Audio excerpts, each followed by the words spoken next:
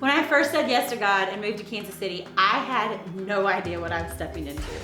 My family didn't always understand, and honestly, neither did I. But I knew God was calling, and so I went.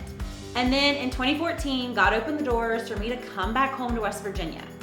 I worked as a social worker and finished my schooling until in 2021, God brought me into the role of children's pastor here at Southbridge Church. Now, for most of that journey, I was single.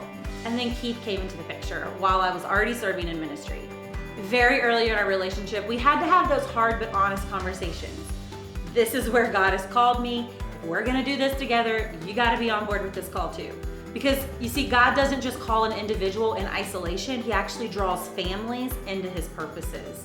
That's exactly what's happening in Exodus 4.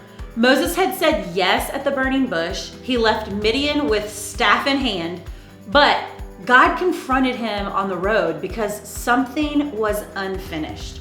His son hadn't been circumcised.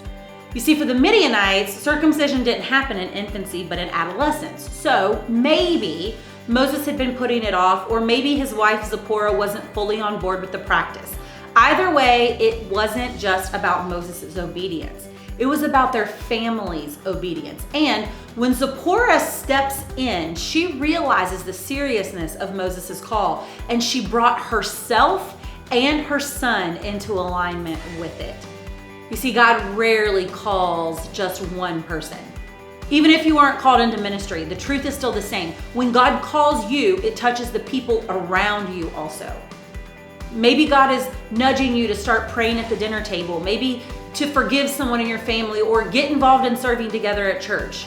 That choice doesn't just stay in your lane. It affects your spouse, your kids, your friends, and even your schedule. Think about it. When one person in a household begins following Jesus more closely, it shifts the rhythms of the whole family. New priorities show up. Old priorities, sometimes they have to die. Conversations change, decisions change, and if the rest of the family isn't part of that journey, it can cause a tension or even stall what God wants to do. That's why in Exodus 4, it wasn't just about Moses saying yes. It was about his wife and his son stepping into obedience also. For God's plan to move forward, the whole household had to be aligned. And in the same way, God may be asking your family to align with His call on your life. It might mean encouraging your kids to pray with you. It might mean making space in your calendar to serve together. It might mean releasing comfort so that God can stretch you and your family into something greater. Obedience doesn't just move through one person. It multiplies through families and communities.